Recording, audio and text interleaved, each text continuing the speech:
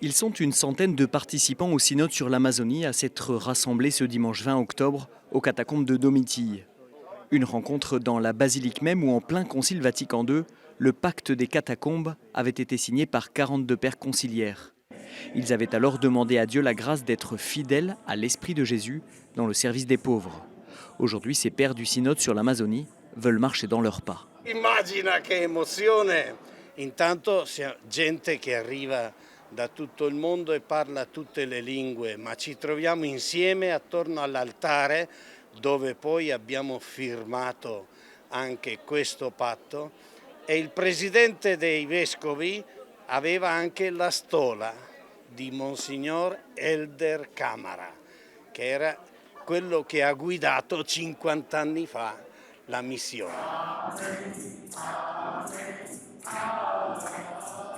L'évangile, c'est l'histoire du monde vu à partir des pauvres. Alors que la majorité des livres d'histoire parlent des généraux, des préfets, des empereurs et des rois, l'évangile parle des pauvres, des estropiés, des lépreux, des malades, des étrangers, des enfants et des femmes. Et voilà, l'évangile qui met ça de côté n'est pas l'évangile du Christ.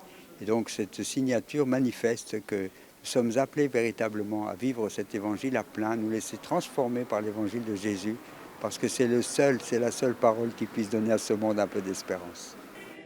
Signé après l'Eucharistie présidée par le cardinal Oumès, le pacte souligne aussi l'importance d'une église au visage amazonien, attentive à la préservation de l'environnement. Un moment de changement dans l'église, de aggiornamento, une église plus ouverte au changement de notre temps pour pouvoir donner des réponses bien enracinées en Jésus dans cette situation de l'Amazonie qui est symbolique, qui est représentative d'une attitude de notre monde vis-à-vis de la nature et vis-à-vis des communautés qui sont affectées par notre attitude en relation de la nature.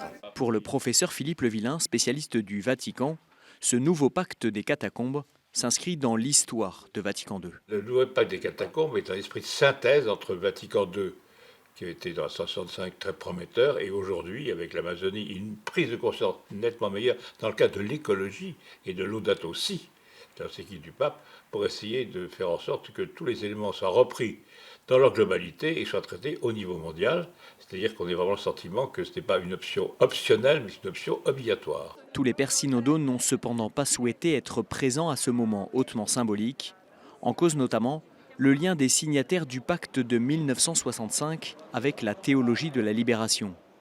Quoi qu'il en soit, la troisième et dernière semaine du synode sur l'Amazonie continue son travail en vue de la rédaction du document final à présenter au pape François.